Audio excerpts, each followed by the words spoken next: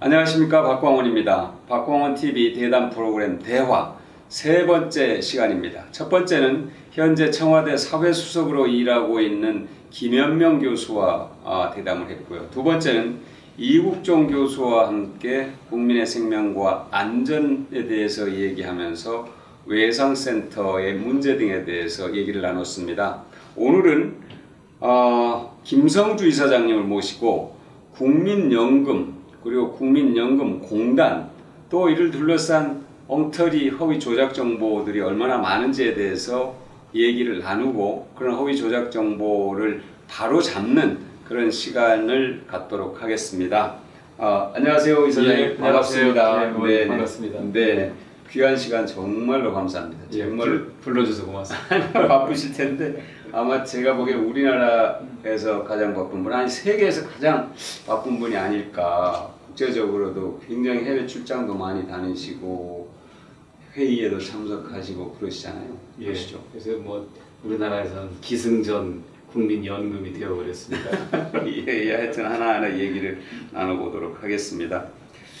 우선 국민연금에 대해서 간략하게 좀 설명을 해주셨으면 좋겠어요. 그러니까 예. 연금 운용 규모가 얼마나 되는지 우선 예. 궁금한 게, 또 예. 가입자는 얼마고 지금 수급자는 얼마인지, 그리고 이렇게 불이익은 얼마나 되고 예. 지급액은 연간 얼마나 되는지 이런 아주 기초적인 네. 정보들을 한번 좀 얘기해 주시면 도움이 될 것 같습니다. 현재 이제 국민연금은 지난 88년도에 시작을 해서 네. 30년 된 제도고요. 네. 현재 국민들 중에 2,200만 명 정도가 가입되어 있고, 그렇군요. 현재 465만 명 정도가 국민연금을 받고 있습니다. 네. 매월 한 1조 6천억 정도가 지급되고 있고, 1년으로 하면 한 20조 원 정도가 네. 이제 국민연금을 의존해서 국민들이 살 수 있는 급여로 제공이 되어 있습니다. 네.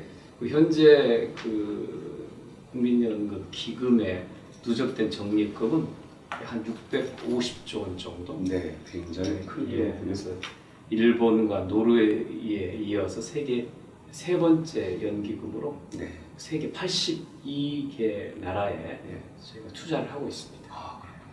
그러면 이제 규모도 엄청나고 가입자 수도 2,200만 명, 예. 거의 국민의 절반 그렇습니다. 정도 되는데, 한마디로 하면은 종합복지서비스기관이다 이렇게 정리할 수 있습니까? 그렇습니다. 네. 단순히 뭐 연금, 노연금을 지급하는 기관일 뿐만 아니라 네. 국민들의 노후 생활 그렇죠. 준비할 수 있도록 도와주고, 또 나아가서 종합복지 서비스 기관으로 저희가 나아가고 있습니다. 예. 그러니까 현재 세대는 현재 세대대로, 또 미래 세대는 미래 세대대로 조금 전에 말씀하신 것처럼 그 노후를 어떻게 하면은 책임질 것인가, 이 문제에 대해서 늘 고민하고, 네, 또 투자도 하시고 정책도 마련하시고 하는데요. 그러다 보니까 저는 사실 어떤 국민들의 신뢰가 없이는 국민연금이 존재할 수가 없잖아요. 신뢰가 매우 중요하죠. 근데 신뢰를 조금이라도 손상시키는 그런 정말로 나쁜 행위, 거짓말, 이런 것에 대해서는 적극적으로 좀 이제 대처를 하실 필요가 있겠다 싶고, 오늘도 제가 사실 모신 것이 아주 중요한 이유 중에 그런 이유도 있습니다. 네. 예, 그동안 나왔던 얘기들 한번 쭉 속 시원하게 소소하게 말씀드리겠습니다. 네, 팩트 체크를 좀 해주시면 고맙겠습니다. 이사장님, 북한에서 국민연금 200조 원을 넘기라고 했다, 이런 얘기들이 정말 호황된 얘기라고 저는 생각합니다만, 그런 얘기들이 정말로 빠르게 번져서 지금 많은 쪽에 이렇게 유포되고 있는데, 저는 놀랐어요. 지난 정부의 기무사령관을 지냈다는 분이 이런 얘기를 했더라고요. 그러니까 판문점에서 열린 제4차 남북 고위급 회담에서 북한 김영철 부위원장이 조명균 통일부 장관에게 이 얘기를 했다 하고 발언을 했습니다. 사실관계를 한번 좀 확인해 주십시오. 예, 저도 뭐 그 소식을 뉴스와 인터넷에서 봤는데요. 공개적인 집회 장소에서 연설을 통해서 그런 얘기를 했다고 들었습니다. 네. 일단 뭐 그 내용을 그대로 놓고 보면, 그게 이제 김영철 부위원장이 우리나라의 통일부 장관한테 그런 요청을 했다는 예. 거예요. 네. 근데 그 당시에 그 회담에는 김영철이라는 사람이 참여하지가 않았습니다. 네. 오지도 않았는데. 예, 그러니까 참여하지도 않은 유령이 예. 얘기하는 이런 게 되는 거고요. 또 국민연금이라는 것은 말 그대로 국민들이 낸 보험료와 운용 수익금으로 조성된 거고 국민들의 노후 월급으로서 꼬박꼬박 지급되고 있는 네. 매우 소중한 자금으로서 네. 그 어느 누구도 네. 기금을 마음대로 사용할 수가 없습니다. 그렇죠. 네, 그렇죠. 뭐 대통령도 정부도 국회도 저 연금공단 이사장도 그 돈을 단 1원도 자기 마음대로 쓸 수가 없는 건데 정부 간 대화에서 200조를 달라고 했다고 하는 제안을 했다는 그런 터무니없는 뉴스가 어떻게 나올 수 있는지 정말 기가 막힌 일입니다. 정말 국민들을 제가 보기에는 현혹하는 건데 국민들의 이 수준을 예. 아주 깔보는 거죠. 예. 그런데 놀라운 것은 그런 말에 이렇게 휩쓸리는 그런 예. 분들이 계시다는 것이 저는 예. 또 한편으로 놀라워요. 예. 이제 이렇게 제가 한번 다시 질문을 드려볼게요. 200조 원이면 아까 말씀하신 지금 적립이 한 600, 한 50조 50조의 정도. 3분의 1 규모거든요. 그럼 그 600조, 650조를 금고에 쌓아놓은 건 아닐 거고 그렇습니다. 예. 주식이나 채권이나 뭐 예. 다양하게 투자를 하고 있을 텐데 이미 투자가 다 돼 있는 그렇죠. 그럼 일시액을 200조 원을 뽑아낼 수 있는 방법이 있습니까? 불가능합니다.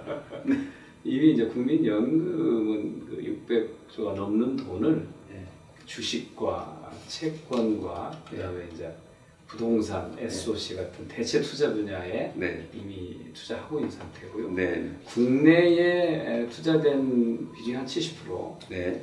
나머지 해외에 30% 정도가 네. 투자되어 있는 상태입니다. 네. 그래서 그 투자에 대한 의사결정은 기금운용위원회라고 하는 외부 인사들이 그렇습니다. 외부 인사들이 반절 이상 참여한 반절 이상, 네. 그리고 노조 대표와 사용자 대표가 참여한 그 기금운용위원회에서 의사결정한 계획에 따라 투자하고 집행합니다. 그렇죠. 그래서 중간에 그걸 바꾼다는 것이 불가능한. 그리고 또 감사도 받고 국회 국정감사도 받죠. 뭐 저희 내부 감사도 받습니다만 감사원 네. 감사, 국회 감사를 받고 있기 때문에 어느 누구도 함부로 할 수가 없는 거죠. 근데 그렇죠.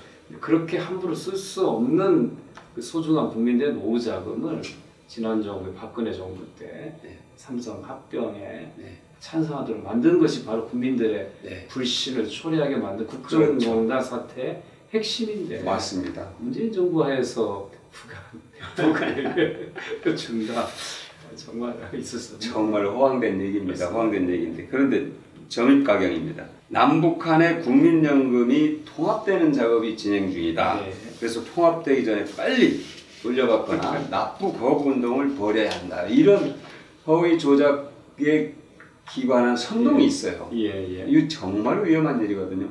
예, 저도 뭐 최근에 그 얘기를 듣고서 좀 참 어이가 없었습니다. 네. 오늘 이제 전직 국회의원께서 그런 내용을 SNS상에 올렸던 건데요. 네. 그 발단이 이렇습니다. 제가 국민연금연구원이 2017년에 발표한 연구 보고서가 있는데 네. 한반도 통일에 대비한 남북 연금 통합 기본 계획입니다. 네. 이거는 사실은 박근혜 정부가 통일 대박론을 얘기한 적이 있지 않습니까? 네. 그거에 따라서 각 정부 기관들한테 네. 통일에 대비한 연구 과제를 수립하도록 요구한 겁니다. 그러니까 통일이 됐을 경우 그렇습니다. 각 분야별로 어떤 대책이 필요하냐. 예. 한번 중에 그래서 주로 연구를 해봐라. 현재 우리나라 연금제도와 북한의 연금제도를 비교 연구하고 네. 특히 통일에 이르렀던 독일의 연금제도의 통합 과정들을 연구한 과제입니다. 근데 지금도 독일은 통일은 지금 30년 가까이 됐습니다만 완전한 연금 통합이 안 돼 있습니다. 그럴 겁니다. 지금도 동독과 서독의 연금 납부 보험료와 받는 금액 서로 달라요. 그렇죠. 이미 오래전부터 다르게 이게 운영이 되어 왔기 때문에 그렇습니다. 통합은 제가 보기에 그러니까 이제 이 연구는 이제 과거 박근혜 정부 하에서 이루어졌던 연구고 그 목적은 통일에 대비해서 나중에 두 나라 간의 서로 다른 제도들을 어떻게 다룰 것인가에 대한 그야말로 순수한 연구 보고서입니다. 또 이런 얘기도 있습니다. 국민연금 이제 고갈론인데 고갈이 돼서 납부한 돈을 허공에다 날려버릴 수 있다.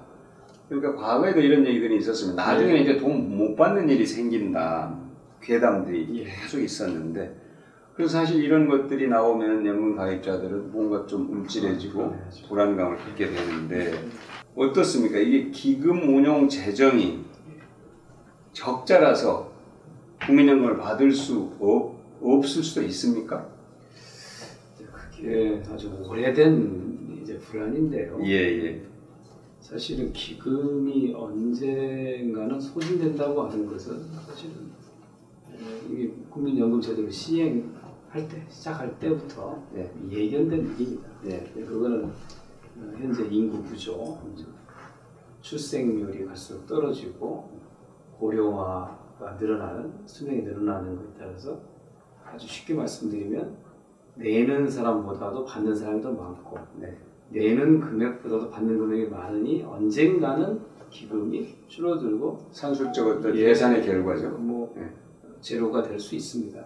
그래서 그런 거를 예측하고 모든 나라들이 연금 제도를 계속 개선해 가는 거죠.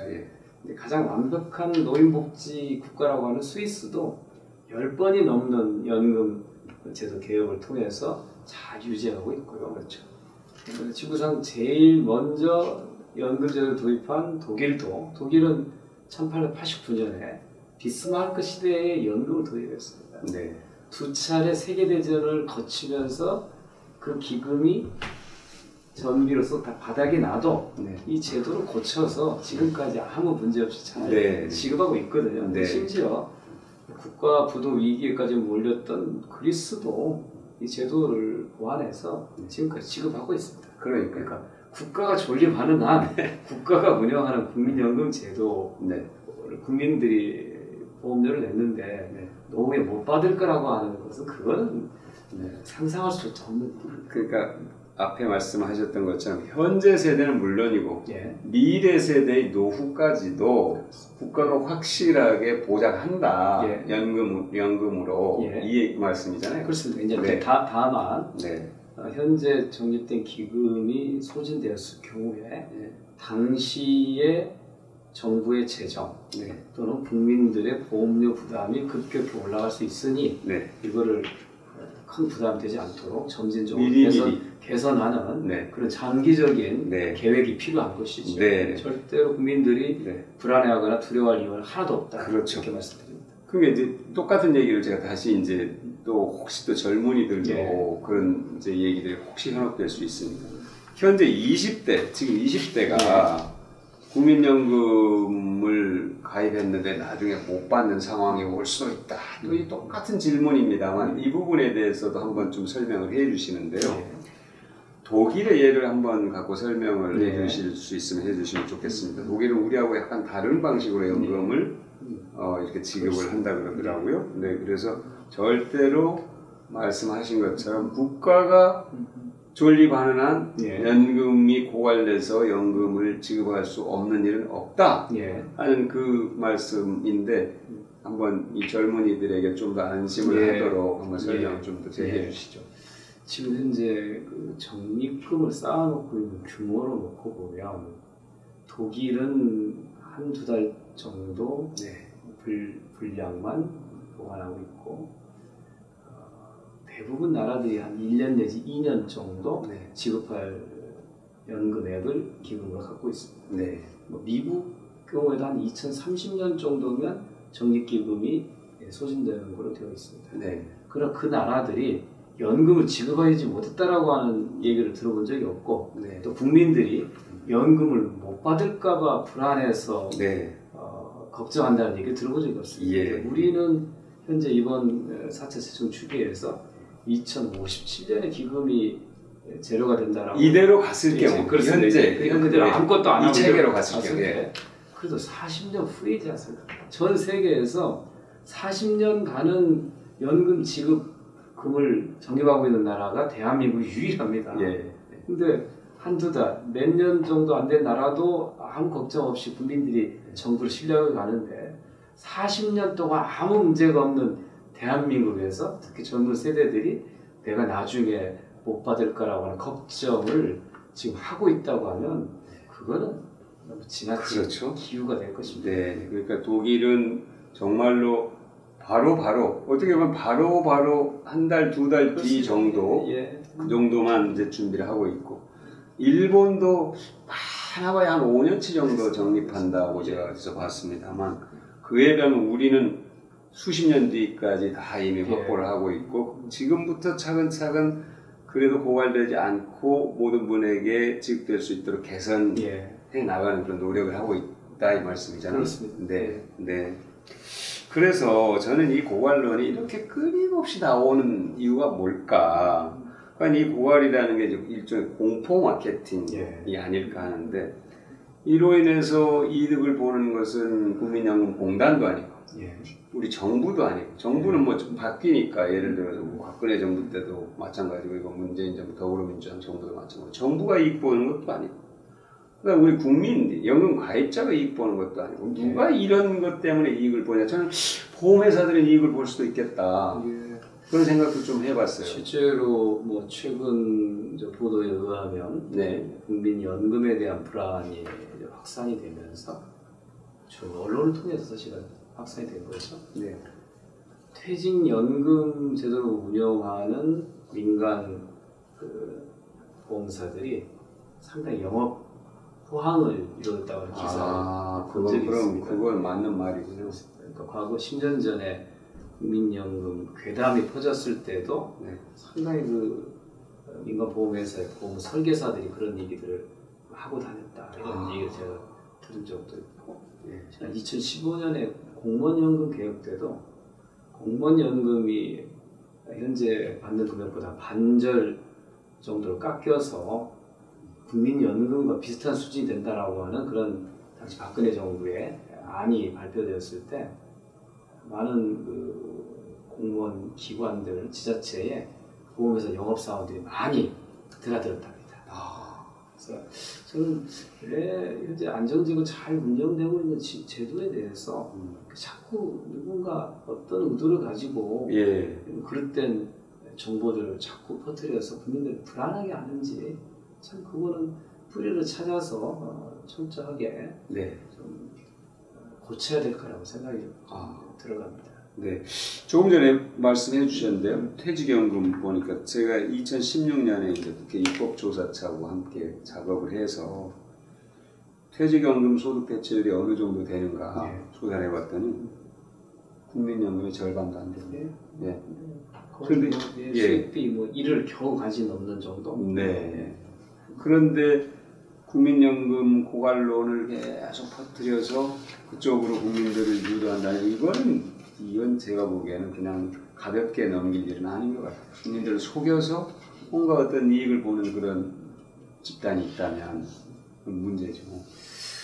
과거에는 사실은 민간 보험사들이 좀 국민연금을 일부러 좀 공격한 사례도 있었다고 하는데 지금 그렇지 않습니다. 보면 국민연금 공단 입장에서도 국민연금 외에 좀 더 풍족한 노후를 원한다면 개인연금을 더 들어야 된다. 다층 소득보장 체계에 대한 걸 인정하고 있고 또 민간 보험사들도 국민연금은 필수다. 그리고 개인연금보다 훨씬 더 좋다.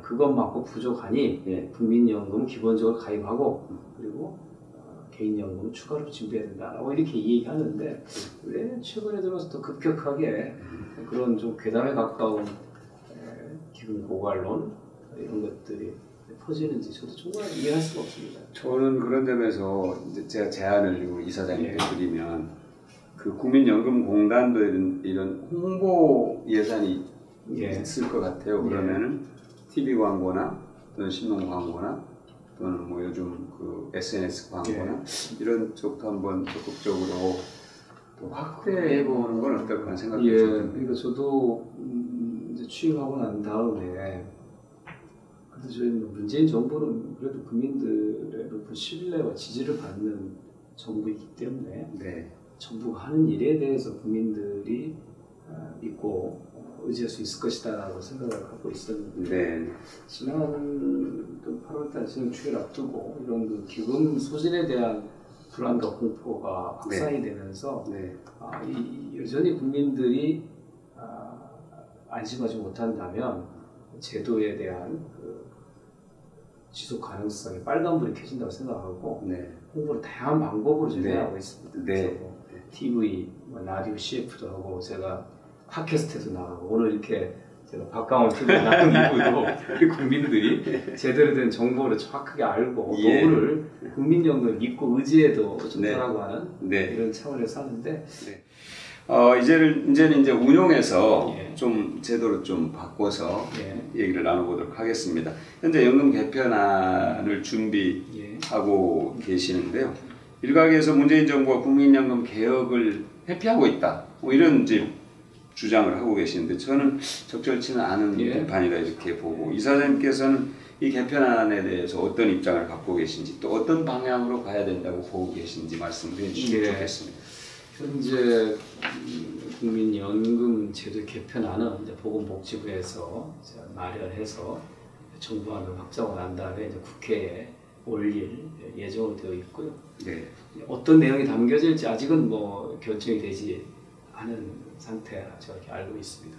다만 그 방향이 국민들의 노후소득 보장 수준을 좀 올릴 수 있는 방향으로 네. 기본적으로 가야 된다. 네. 그렇게 가면서 재정적인 지속 가능성을 같이 보는 거죠. 네. 근데 이제 과거에 국민연금 제도 개편안을 마련한 과거의 정부들은 국민들이 조금 더 노생활을 국민연금에 의존해서 살 수 있도록 하는 데에 관심을 두기보다는 몇십 년 후에 기금이 소진될 건가에 대한 예. 문제에만 너무 집중하다 보니 네. 국민들이 조금 더 국민연금을 통해서 노후 보장, 편안한 노후를 보낼 수 있는 걸 너무 소원했었습니다.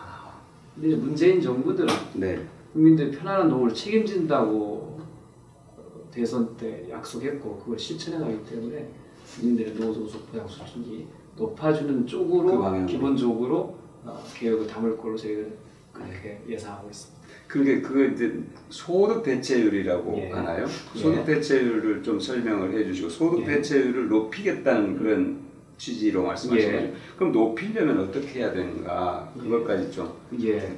압축을 해서 설명을 해주시죠. 약간 조금 뭐 숫자가 들어가니까 조금 어려울 수도 있는데요. 네. 현재 이제 국민연금의 소득 대체율은 한 45%. 45%. 올해. 네. 이게 2028년까지 조금씩 낮아서 40%까지 내려가도록 되어 있습니다. 근데 이 소득 대체율이라는 것이 40년 동안 국민연금 보험료를 냈을 경우에 받을 수 있는 내 평균 소득, 평균 소득에 그래서 내가 200만 원을 벌었다 평균적으로 그러면 그 40%인 80만 원 내가 받게 되는 거죠. 예. 그 80만 원 받으려면 최소한 20살부터 60살까지 매년 연금을 냈어야 되는데 되게 우리나라 취업을 거의 한 30살 정도 그렇죠. 된다고 보면 네. 실제 최대로 해도 30년을 넘기가 쉽지가 않고요. 아. 현재 평균적인 가입 기간 한 18년 정도 불과합니다. 네. 그러다 보니 명목상으로는 소득대출 40%가 되지만 실질적으로는 20% 약간 넘는 정도가 될 거라는 게 예측이거든요. 그러면 200만 원의 수입을 가졌던 국민이 받을 수 있는 돈이 한 50만 원 안팎이라는 거예요. 네. 그걸로 노후 생활이 가능하겠느냐라는 이제 어렵죠. 근본적 고민이 있습니다. 그래서 네. 그 수준을 올리려고 하면 어떻게 해야 되느냐. 네. 두 가지 방법이 있습니다. 하나는 아까 했던 명목 소득 대체율을 올리는 방법이 있고요. 그거를 45%또 50%까지 하는 방안이 있고요. 그 명목 소득 대체율은 그대로 두되 실직 소득 대체율이라고 가입 기간을 늘리는 방법이 있습니다. 그래서 소위 크레딧 제도라고 하는데요. 그 임신, 육아, 출산에 대한 양육 크레딧입니다. 하나, 군복무 크레딧, 또 실업 크레딧, 또 아직 시행을 안 하고 있습니다만 청년들의 소위 미취업자들에게 줄 수 있는 이런 크레딧 정도 다양한 그런 제도를 통해서 국민들의 갈피가 늘려주는 이런 정책. 예. 실제로는 그 연금 그 뭡니까 그 불입을 하지 않았더라도 한 것으로 불입을 한 것으로 국가에서 인정을 한다는 그 말씀이죠. 그런 다양한 제도와 정책을 통해서 국민들이 노후에 국민연금과 또 국가가 운영하는 기초연금 이 두 가지만 갖고도 어느 정도 노후 생활이 가능하도록 만드는 게 문재정부의 목표입니다. 그래서 뭐 저희가 어떤 목표 세우고 있냐면 모든 국민이 기초연금 30만 원 플러스 뭐 국민연금 70만 원 또는 기초연금 40만 원 플러스 뭐 국민연금 뭐 70만 원에서 모든 국민들이 100만 원에서 150만 원 정도 나라가 운영하는 연금 제도에 의해서 노후 생활이 어느 정도 가능하게 만드는 게 저희들의 목표입니다.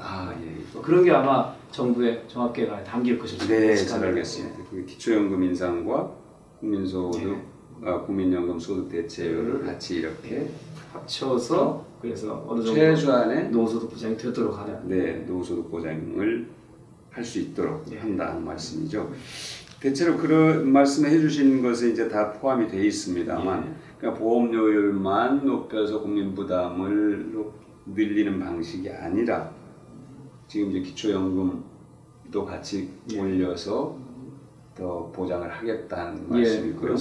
또 거기에 이제 또 하나는 이제 어쨌든 보장성을 강화하고 또 투자 대책도 또 마련해서 국민연금 가입자를 이렇게 좀 늘려가는 그런 것도 필요하겠죠. 그렇습니다. 그러니까 저희가 그 연금의 지속 가능성에 대해서 국가는 국가의 책임을 다해야 되고 국민들은 국민의 의무를 또 저희 연금공단 같은 경우는 열심히 잘 운용을 해서 수익을 올리는 이러한 서로 간의 역할 분담을 통해서 이 연금 제도를 지속 가능하게 만드는 것이 굉장히 중요한 과제입니다. 저는 이제 그런 면에서도 우리 경제에도 저는 중요하다고 생각하는 게 퇴직 후에 어르신들이 어느 정도 소비 활동을 해 주셔야 우리 내수가 유지가 되잖아요. 우리 경제에도 도움이 되고 또 미래 세대를 위해서 어쨌든 연금 제도를 더 보완을 해야 되고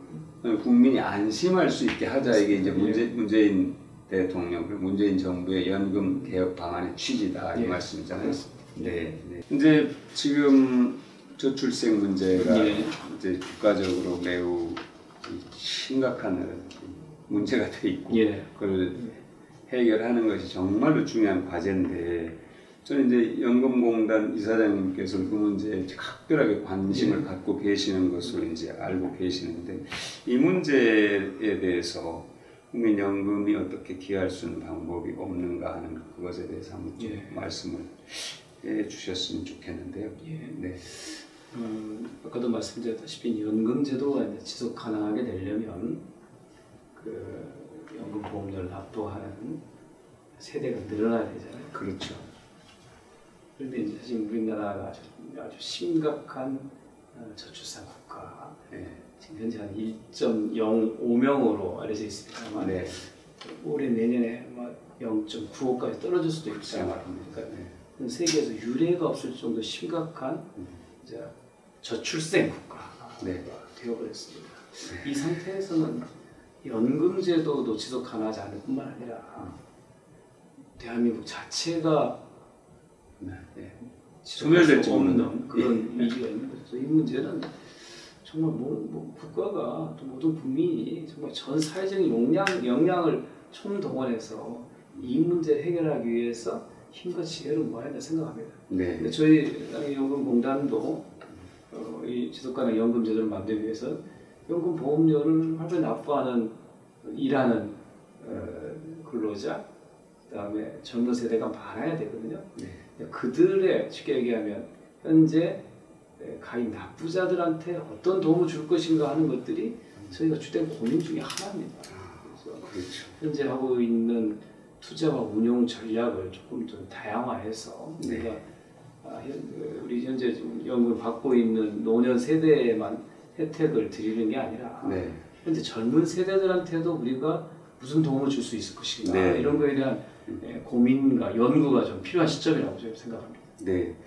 또 하나는 이제 제가 한번 이런 자료를 낸 적이 있습니다만 그 현재 아까 말씀하신 것처럼 650조 원을 주식이나 이제 채권에 투자하는데 주식 투자와 관련해서 대기업 투자에 너무 치중돼 있다 이런 지적들이 좀 있거든요. 그러니까 사실은 실제로 연금 가입자를 이렇게 구별을 해보면 대기업 종사자보다도 중소기업 종사자 수가 압도적으로 많은데 투자 규모는 대기업에 완전히 집중돼 있고 이 뭡니까 중소기업 투자는 아주 미미하다 이런 지적이 있는데 그래서 우수 중소기업이라든지 투자처를 중소기업 쪽에도 좀 이렇게 발굴하면 어떤가 하는 그 의견에 대해서는 어떻게 생각하십니까? 저는 아주 필요한 그 방향이라고 생각하고요.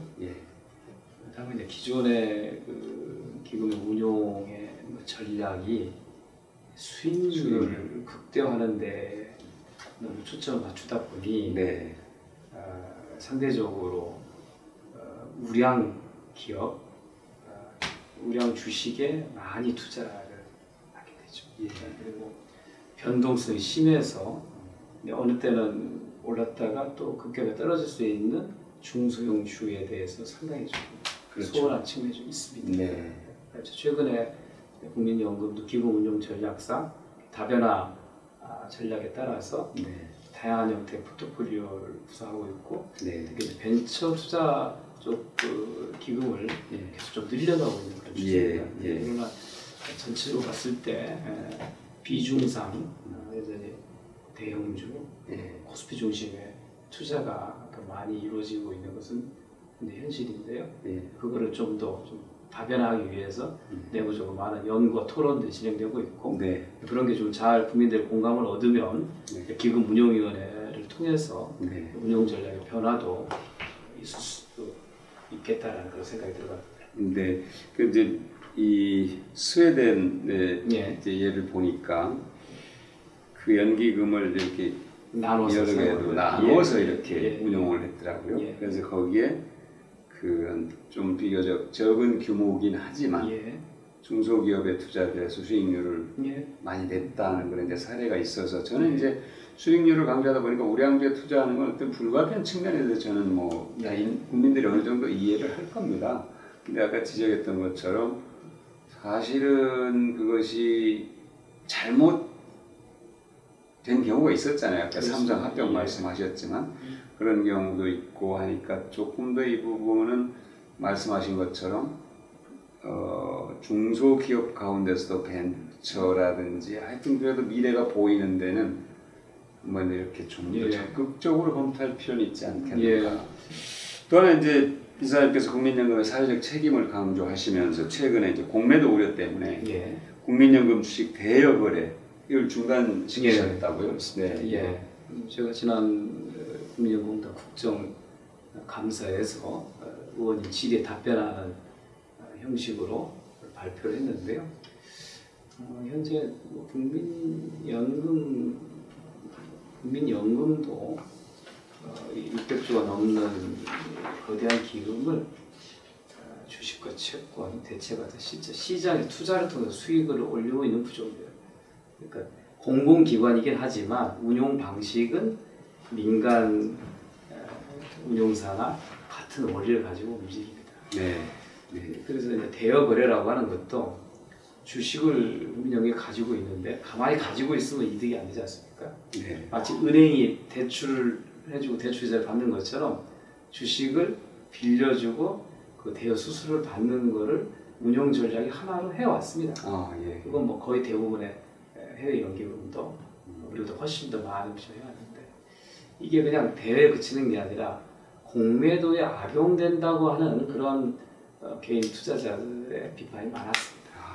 그래서 저희가 사실은 법과 원칙상 허용되어 있는 주식 대여 거래 제도이지만 국민들이 그거에 대한 많은 의문을 제기하고 있기 때문에 중단하는 결정을 내렸던 겁니다. 그것도 일종의 국민들의 신뢰를 회복하기 위해 우리가 그에 따라서 수백억의 이익을 손해볼 수는 있겠지만 국민들이 저거를 불안해한다고 한다면 네. 그럼 우리가 국민들을 위한 기관이기 때문에 네. 중단할 수 있다. 주식시장에서는 그게 어떤 반응이 왔습니까? 아직은 뭐 시기가 짧기 때문에 네. 원래는 이제 국민연금 입장은 전체 주식 대여 시장에서 국민연금이 차지하는 비중이 뭐 0.68%, 1% 미만이기 때문에 국민연금의 주식 대여가 공매도에 미치는 영향은 적었을 거라고 스스로 판단해 왔습니다만 네. 그게 실제로 어떻게 작동되는지를 네. 우리가 분석하고 분석해보고 저희들이 다시 재개 여부를 결정하겠다는 그런 판단을 내렸습니다. 예. 그리고 이제 스튜어드십 코드 예. 이 정책을 지금 추진하시는데요.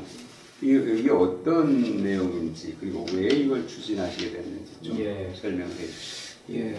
뭐 스튜어드십 코드는 뭐 쉽게 우리말로 좀 표현하면 수탁자의 책임 원칙. 수탁자 책임 원칙. 이것도 사실 쉬운 말은 아닙니다만 쉽게 하면 국민들이 낸 보험료로 기금을 운영하는 국민연금이 국민들의 이익에 부합하도록 그 책임을 다하느냐라는 것을 일종의 쭉 나열된 7개 원칙 아래 수십 개의 세부 지침으로 마련한 겁니다.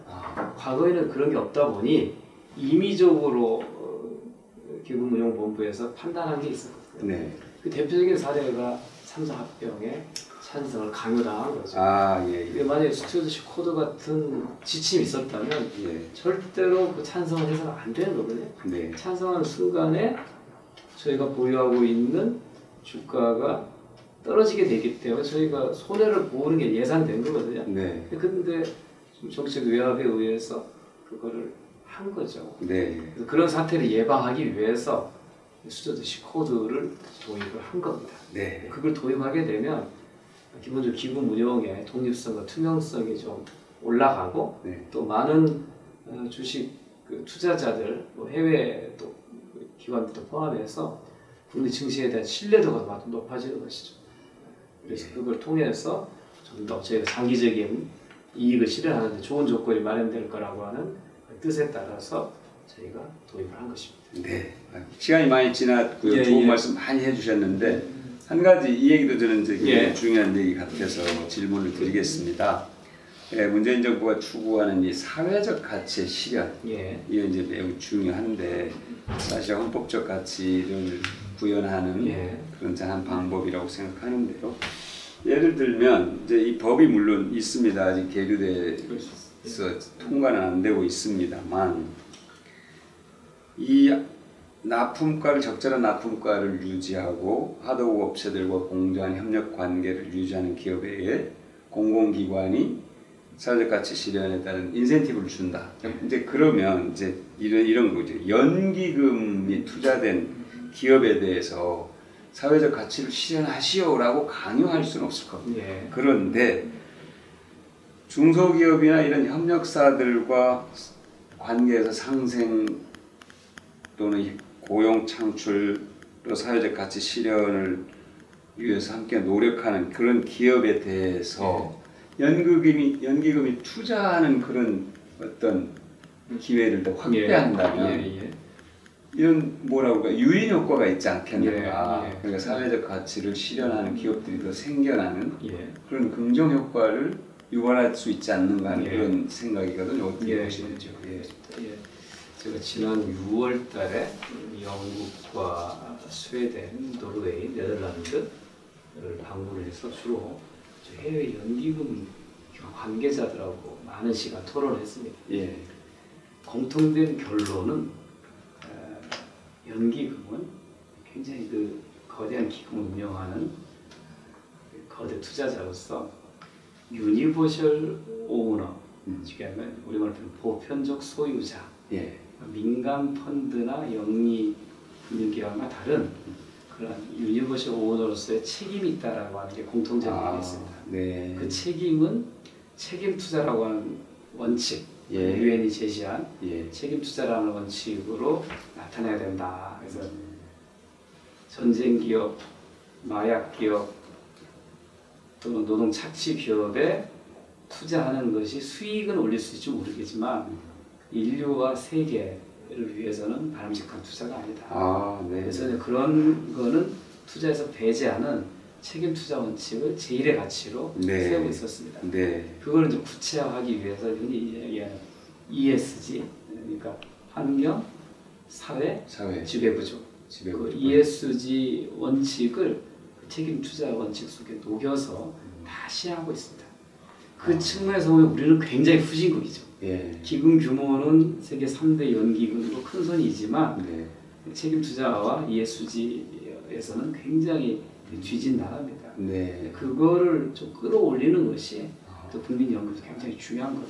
예. 그게 잘 실현된다면 소위 그 사회적 가치는 더욱더 높게 실현될 것이라고 제가 기대하고 있고 현재는 제가 연구 용역을 책임 투자에 대한 연구 용역을 마친 상태고 조금 더 세부 지침을 만들어서 내년부터는 그런 것들이 저희 모든 투자 원칙과 방향에서 녹아 들어갈 수 있도록 하는 실질적인 준비들을 좀 해야 네. 그러니까 이미 그런 이 제도 연금 제도가 앞선 나라들은 그런 고민의 단계를 지나서 벌써 제도를 이게 정착시키는 단계인데 우리는 이제 뒤처져 있는데 이사장님께서 기준을 만들어서 내년이면은 이제 선을 보일 것이다. 기대가 많이 됩니다. 열심히 잘 준비하겠습니다. 네. 정말 바쁜 시간 제가 너무 오래 붙잡아서 죄송한데요. 마지막으로 우리 시청자들께 한 말씀 해주시죠. 예. 네. 제가 이제 맨 처음에 시작할 때 기승전 국민연금이라고 하는 말씀을 드렸습니다. 그만큼 요즘 모든 사회 현상에 대해서 국민들이 국민연금으로 귀결하는 그런 현상이 많은 만큼 중요한 게 국민연금입니다. 국민연금은 시작은 국민들의 노후보장을 위한 사회보장제도로 시작을 했지만 막대한 기금을 운영하면서 우리나라 경제, 시장, 기업을 또 떠받치고 있는 그런 역할도 하고 있습니다. 그래서 저희는 제가 취임하 첫 일성으로 국민이 주인인 연금을 만들어야겠다라고 하는 걸 내세우고 국민들의 신뢰 회복을 위한 활동을 다양하게 벌여왔습니다. 앞으로 국민들이 국민연금에 의지해서 편안한 노후 생활을 할 수 있도록 지속 가능한 연금 제도를 만들어내고 또 안정된 기금 운용 체계를 좀 확립하는 그러한 그 역할들을 충실히 다할 수 있도록 열심히 최선을 다하겠습니다. 국민 여러분들께서도 정부와 국민연금공단을 믿으시고 편안한 노후를 잘 준비할 수 있는 국민연금에 대한 신뢰, 지지를 계속 보내주셔서 좋다고 하는 말씀을 다시 드립니다. 아이고, 감사합니다. 포용국가를 향한 우리 국민연금의 역할 그리고 김성주 이사장님의 그 열정과 의지와 노력 성원하고 언제나 지지하고 언제나 함께 하겠습니다. 정말 오랜 시간 감사드립니다. 고맙습니다. 고맙습니다.